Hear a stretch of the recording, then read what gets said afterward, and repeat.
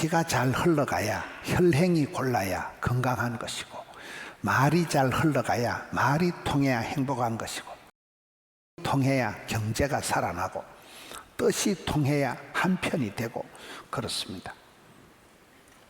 역사에는 수레바퀴가 굴러가는데 대세가 있다, 트렌드가 있다. 하나님이 부르시고 시대가 요청하고 교회가 필요한 그 시대에 독특한 흐름이 물줄기가 있다는 것입니다. 백세를 사신 방지일 목사님은 나는 늙어서 녹슬어서 죽지 않고 주의 일을 하다가 확 따라서 죽을란다. 그러니까 그 어른이 백세를 장수하시더라고요. 저는 지난주에 연세대학교가 140주년이 되어서 총장님이 이렇게 사람들을 초청해서 하는 모임에 가봤습니다. 언더우드라는 총각 25살 미국 선교사가 한국에 와서 세운 학교가 연세대학입니다. 몇 년 있다가 저 나라에 가가지고 미국 가가지고 형님한테, 친형님한테 또 얘기를 해서 52,000불을 모금을 해와가지고 연세대학교를 세웠더라고요. 그 연세대학교가 지금 땅이 100만 평이 되고 대학교가 28개가 되고 교직원이 7,000명이 되고 어마무시한 역사를 일으키는, 그 사이에 그날 보니까 여의도 순복음교회 이영훈 목사님도 그 길을 나왔고 CCC 대표이신 박성민 목사님도 그 길을 나왔고 많은 졸업생들을 배출하고 그렇게 되었습니다. 자연드림이라는 데 우리 김영숙 권사님 성가대 하는 그 이사장으로 있는 자연드림이라는 계산의 충청도에 거기를 가봤더만 200만 평을 땅을 해가지고 거기에다가 볼거리, 먹거리, 들을거리 전부 다 조성해서 힐링 센터를 만들어 놓고 호텔을 지어 놓고 온갖 운동시설을 국제 규격 사이즈로 막 수영장을 다 넣어 놓고, 야, 한 사람이 뜻을 정하고 나면 이 족보가, 지도가 달라지는구나. 그런 것을 느꼈습니다. 무엇이든지 흐름이 있습니다. 날이 가물면 물이 없어지는 게 아니고 물이 땅 밑으로 흘러간다는, 지하로 물이 흘러간다는 거예요. 가정에도 가게에도 흐름이 있다 이러잖아요. 그 집안에 내력이 생기는 것입니다. 흉보면서 배우고 싸우면서 정드는 법이니까 집안에 내려온 그 흉악의 저주를 끊어야 되는 거예요.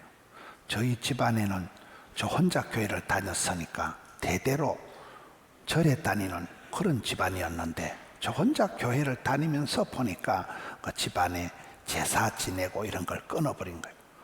제가 어릴 때 느낀 것은 아무리 제사를 잘 모시고 아무리 지극정성으로 치성을 쌓아도 귀신은 사람을 해코지밖에 못하는구나.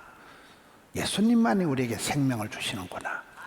주의 보혈만이 우리를 씻어내지 세상에 하이타이를 10박스 덮었어도 세상의 귀신은 아무리 제사를 잘 모셔도 해코지밖에 못한 걸, 그걸 깨달은 그런 결박을, 죄의 사슬을 끊어내고, 저 혼자 교회를 다녔지만, 이 죄송한 표현이지만은 저 집안에 제가 어머니를 전도하고 서리 집사가 되고 아들 딸 낳아서 시집장가 가니까 4대가 형성되는 거예요. 당대에 4대가 계보가, 족보가 만들어지잖아요. 크리스찬들은 원리 자체가 사랑의 원리라서 위로는 하나님을 경외하고 부모님을 공경하고 부부간에 존경하고 형제간에 우애하고 나라를 사랑하고 교회를 사랑하고 가정을 사랑하고 자연을 사랑하고 강아지도 사랑하고 사랑의 공동체를 살아가니까 우리가 이 방파제가 무너지고 뚝이 터지면 큰일 나는 거예요. 가정에도 내외간에도 부부간에도 내외간에 구분이 있다. 가정에도 울타리, 담을 쌓아야 된다는 말이 있습니다. 울이라는 게 뭔가 울타리를 쌓아놓은 그 안에 있는 게 울이라는 거예요. 울이 있는, 울타리가 있는. 울타리라는 것은 밖에서 들어오는 외부의 그런 나쁜 것을 막아주고 또 안에 있는 그 소중한 가정의 사랑과 거룩을 잘 보존하는 게 울타리의 기능이 있잖아요. 가정에도 그런 방파제가 있어야 되고 가정에도 지켜내야 되는 것이 있습니다. 가계의 흐름이 있기 때문에 그렇습니다. 요즘 우리가 새벽마다 묵상하는 마태복음의 시작에 보면 예수님의 족보가 나옵니다. 예수님의 그 계보가 나오는데 예수님께서 순탄하게 다윗성 베들레헴에 태어나신 게 아니더라고요. 많은 어린아이들이 죽고 수많은 고비를 지나면서 위기 가운데 예수님이 때가 참에 예루살렘에 베들레헴에 오신 거잖아요. 우리 구약 성경의 최고의 지도자, 최고의 제사장, 최고의 선지자 엘리야를 보면 만사 형통한 삶을 살지 않았어요. 정치적으로 너무나 혼란한 가장 악독한 왕이 아합 시대에 기후적으로 3년 6개월 동안 비가 안 오는 최악의 상황에서 아슬아슬 조마조마 간들간들 위태위태하게 살아가면서 이스라엘의 병거와 마병이 되었듯이 우리의 삶도 그렇습니다. 살아있는 물고기는 폭포를 치고 올라가는 거예요. 역류해서 올라가는 거예요. 죽은 물고기는 둥둥 떠내려갈 따름입니다. 저 광안리 횟집에 집사님이 설명을 하는데 살아있는 물고기는 아무리 짠 물에 바닷물 속에 있어도 염분이 몸에 들어오질 않는다는 거예요. 죽은 물고기는 금방 소금에 절인다는 거예요. 우리는 살아있는 성도가 돼서 이 시대에 여러분 아이야의 축복이 뭡니까? 아브라함이 받은 복은 윗물은 더러워도 네가 깊은 산속 복의 근원이 되거라. 옹달샘이 되면 샘물이라는 것은 쪼만하지만 여기서 퐁퐁퐁 솟아나서 물길 따라 꽃길 따라 봄길 따라 또랑을 이루고 내를 이루고 천을 이루고 강을 이루고 물줄기를 큰 강을 이루는 물이 바다 덮음같이 역사가 만들어진다는 거예요. 이삭의 축복은 뭡니까? 바보같이 계속 우물을 빼앗겨도 계속 우물을 파는 거예요. 계속해서 우물을 파니까 르호봇의 복을 하나님 불쌍히 여기시는 그런 은혜를 받은 거잖아요. 요셉은 누굽니까? 너는 샘 곁에 심겨온 가지다. 이스라엘의 축복은 다 물이에요. 물, 샘물, 시냇가에 심겨온 나무.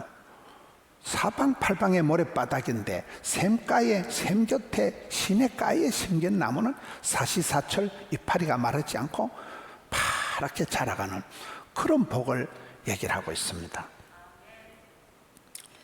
물이라는 것은 물을 막아 놓으면 물이 흘러가지 않는 게 아니고 물이 천천히 고여가지고 마침내 가득 채우고 나면 철철 흘러 넘쳐서 또 내려가는 거예요.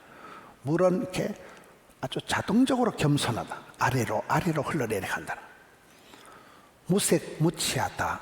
색도 없고 맛도 없는 것이 먹어도 물리지 않는 게 물. 물이 없으면 살 수가 없습니다. 사람 몸이 70%가 물로 되어 있습니다. 수경재배다. 물로 농사를 짓습니다. 아쿠아 테라피, 수치료다. 관절이 안 좋은 사람은 수영을 하면서 이렇게 물속에서 치료를 합니다. 눈물 테라피다. 눈물로 키운 자식은 망하는 법이 없다. 눈물을 흘리면 이게 눈물이 할머니의 눈물이 H2O 물이 아니라 이건 영혼의 해독소가 되어서 그 집안의 독소를 제거하고 할머니의 기도, 할아버지의 눈물로 인해서 손자들은 손녀들은 땅 짓고 헤엄치기가 되는 것입니다. 역사는 반복이 되는데 사사시대에도 보면 7번의 사이클이 반복이 됩니다. 축복받고 교만하고 죄를 짓고 범죄하고 심판받고 회개하고 회복되고 축복받고 알랑꼴라리 또 자빠지고 회개하고 다람쥐 쳇바퀴 도듯이 7번이나 사이클이 반복이 됩니다. 그러나 그 중간에 이스라엘 백성들이 부러지져 기도하면 하나님이 블레셋이 쳐들어오면 삼손을 보내서 구원해 주시고 미디안이 쳐들어와서 수십 년 동안 이스라엘을 압제를 하면 기드온이라는 한 사람을 또 세워서 이스라엘을 건져줍니다. 14명의 사사가 나타나면서 그때 이스라엘을 건져주는 것입니다. 상황이 어려워도 여러분 사도 바울의 길을 보면 사도 바울이 박수갈채 받아가면서 그렇게 사역을 하지 않았어요. 사방으로 우겨 쌓이고 노다지 감옥에 갇히고 그렇게 하면서도 사도 바울이 새털처럼 자유롭게 살아간 사람입니다. 성령에 이끌려 예루살렘으로 가는데 누가 막으리요, 누가 끊으리요?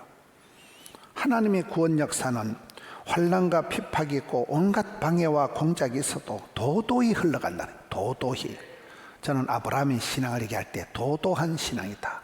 윗물은 더러워도 갈 바를 알지 못하여도 기도 응답은 늦어도 하나님의 구원 역사는 거침없이 중단 없이 멈춤 없이 도도히 흘러간다는 거예요. 세례 요한은 주님의 길을 내는 자다. 주님이 오시는 그 물길을 열어가는 사람이 세례 요한입니다. 사도행전 10장에 고넬료를 보면 가이사랴의 고넬료는 복음의 물꼬를 틔운 사람이다. 유대인에게 있던 복음이 고넬료 한 사람을 통해서 물꼬가 터지듯이 본물이 터지듯이 세계 열방으로 확 퍼져나간 때가 한 사람 고넬료의 그 기도와 헌신과 그런 섬김을 통해서 역사가 나타나는 것입니다.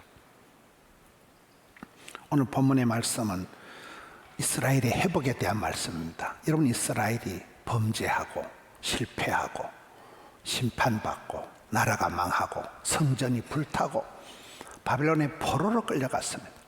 오랜 포로 생활에 완전히 패배감, 열등감, 수치감, 죄책감에 찌들려가지고 있는 이스라엘 백성들을 하나님이 회복을 시켜주시는데 오늘 본문 말씀에는 물된 동산 같고 물이 끊어지지 않는 샘물 같은 회복을 주겠다. 물단 동산이 뭘까요? 이스라엘 땅은 사방 천지가 사막 땅입니다.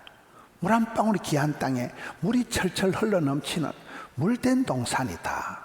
이게 굉장히 풍성하게 하나님이 복을 주시겠다는 거예요. 물된 동산이다. 샘물의 특징은 구멍은 조만하지만은 물이 퐁퐁퐁 솟아나면서 물이 끊임없이 막힘없이 중단 없이 멈춤 없이 졸졸졸졸 계속 흘러내려가면서 물이 바다 덮음같이 대세를 역사를 만든다는 거죠. 이스라엘 백성들을 그렇게 회복시켜 주시겠다는 겁니다. 아가스에 보니까 솔로몬이 사랑하는 여인을 향해서 말하기를 너는 내 누이는 잠건 동산이요 덮은 우물이요 봉한 샘이요 동산의 샘이요 생수의 우물이요 레바논에서부터 흐르는 시내로구나. 사랑하는 그 여인을 향해서 아주 간수해 놓은 생수, 약수터, 좋은 우물 같은 한 여인을 향해서 온통 우물이다, 샘이다, 시내다, 물을 가지고 사랑하는 여인을 그렇게 묘사하는 내용이 나옵니다. 샘물의 축복이라는 게 이스라엘의 지형을 보면 일본의 후지산이 이렇게 높이 있듯이 이스라엘의 높은 산이 헐몬산입니다. 그 헐몬산에서 만년설이 녹아내립니다. 이스라엘 땅이 노다지 산과 골짜기고 사막 땅이지만은 그 산지에서 샘이 뽕 터지는 데가 있다는 거예요. 이런 미국에 여행을 해보시면 사막 땅 위에 아무것도 살 수 없는 척박한 땅에 간혹 파란 나무가 있고 왜 그럴까요? 거기에 샘이 터져서 도무지 사람이 살 수 없는 것 같지만 샘이 터지니까 거기에 나무가 자라고 물이 있으니까 사람이 마을을 형성하는 데가 샘이 있는 곳입니다. 그래서 이스라엘의 축복은 샘물의 축복이에요. 하나님께서 샘솟듯 내게 강 같은 평화, 샘 솟던 기쁨, 바다 같은 사랑, 그 기쁨을 사랑을 물로 이렇게 표현하는 노래가 있습니다. 샘물의 축복은 구멍은 작지만은 강원도 태백에 가면 삼수령이 있어. 물방울 3개가 조금만 이쪽으로 들어가면 50천을 타고 동해로 흘러가고 조금만 이쪽으로 들어가면 황지연못으로 들어가서 이 낙동강 1300리를 강원도, 경상도, 경상남도, 남해로 흘러 들어가고 조금만 이쪽으로 들어가면 검룡소로 들어가서 수도 서울을 감싸는 한강이 돼서 서해로 들어가는데 검룡소라는 데는 가보면 요 강대상만 합니다. 요만한 생구멍에서 하루에 물이 2000톤이 콸콸콸 쏟아지는 거예요. 그게 어마무시한 한강 물줄기를 이루고 서해로 흘러가듯이 하나님께서 이스라엘 백성들에게 그런 복을 주고 지금은 형편도 안 되고 처지도 안 되지만은 물이 끊어지지 않는 샘, 물이 넉넉한 물된 동산 같은 회복의 역사가 있다는 게 오늘 본문의 설명입니다. 은혜를 카리스라고 해요. 카리스. 은혜가 내려와 은혜의 단비가 내려오면 카리스마를 형성한다 그랬잖아요. 하나님의 은혜가 내려와서 큰 연못을 이룬 걸 은택이라고 합니다. 은혜 은자 모택자를 써서 하나님 은혜가 자꾸 내려오면 큰 물땡거를 저수지를 연못을 이루는 게 은택을 잊지 마라. 시편 103편에 내 영혼아 여호와를 송축하며 그의 모든 은택을 잊지 말지어다. 할머니가 국민학교도 못 나온 할머니, 힘도 없는 할머니가 새벽기도 나와서 기도를 하면 손녀 손자들은 날로 복을 받는다고 보는 거예요. 할머니의 눈물이, 할머니의 기도가 쌓여서 은혜가 내려와서 은택을 이루니까, 큰 물땡거를, 큰 연못을, 저수지를 이루니까 꽃감 빼먹듯이 손자 손녀들은 그대로 복을 받는 게 이게 은택이 있다는 거예요. 이스라엘의 축복은 물로 얘기를 하는데, 이렇게 사람들을 볼 때 참 저 사람은 재수가 좋다, 세상 사람들은 재수가 좋다, 운칠기삼이다 이렇게 얘기하죠. 우리는 그걸 은혜 입은 사람이다, 하나님의 은총 받은 사람이다. 하나님이 싸고 도는데 네가 왜? 하나님이 이쁘다는데, 하나님이 은총 베풀어 주시고 은혜 입은 사람이 장땡입니다. 하나님이 내가 너를 사랑한다는데, 내가 너에게 복을 주었다는데 누가 막으려 누가 끌으려. 성경에 이스라엘의 축복은 다 물로 얘기를 되는 거예요. 성령을 얘기할 때도 보면 불처럼 바람처럼 생수처럼 성령이 임한다. 그 배에서 생수의 강이 나오리라. 우리나라는 지하수가 많고 삼천리 금수강산에 자연이 귀한 줄을 잘 모르지만은 성지순례 이스라엘 땅에 가보면 도무지 물 한 방울 없는 말라 빠진 건건한 사막 땅이니까 그곳의 오아시스는 생명수입니다. 그저 마시도 되가면 있느냐 없느냐, 오아시스 하나가 생명선을 만드는 것이잖아요. 성령을 얘기할 때 그 배에서 생수의 강이 나온다. 에스겔 37장에는 바싹 말라 빠진 뼈다귀가 나옵니다. 인자야, 이 말라 빠진 해골 바가지가 뭔지 아나? 이스라엘 백성들의 꼬라지다. 이스라엘 백성들의 현 실상이 이 생계가 없는 말라 빠진 뼈다귀와 같은 마른 뼈를 에스겔 골짜기에서 보여줍니다. 근데 그게 생기야 불어라. 성령의 바람이 불어오니까 살이 붓고 피가 돌면서 위풍당당한 하나님의 큰 군대를 만드는 거잖아요. 이러면 지금이 한겨울이지만은 이제 봄바람이 불어와 보세요. 훈풍이 불어온다. 봄바람이 불어오면 죽은 나뭇가지 같은 시커먼 가지가 물이 올라오는 거예요. 나뭇가지, 물 오른 나뭇가지 이파리가 피고 연두색 꽃이 피고 봄날이 되면 훈풍이, 봄바람이 불어오면 나무가 물이 올라가는 거예요. 물이 올라가면서 생기와 소망이 넘치는 거잖아요. 에스겔 47장에 보면 성전에서 물이 흘러나오는 거예요. 성전에서 물이 줄줄줄 흘러나오는데 이 물이 흘러가면서 강을 이루는데 강 좌우에 과실나무가 심히 많아지고 이 강물이 이러는 것마다 모든 생물이 번성하고 고기가 심히 많아지고 이 물이 바다에 이르니까 죽은 바다가 되살아난다. 이게 에스겔 47장이에요. 아쿠아 테라피, 물 치료를 한다니까요. 물 한 모금 마시면 사람이 살아. 나무 이파리가 시들이 있었는데도 물을 주면 파랗게 돋아나듯이 하나님이 이스라엘 백성들을 회복시킬 때 물된 동산같이, 물이 끊어진 샘같이, 시냇가에 심은 나무같이, 샘곁에 심은 같이 새벽이슬 같은 복을 주신다. 새벽이슬이 뭘까요? 이스라엘 땅은 일교차가 극심합니다.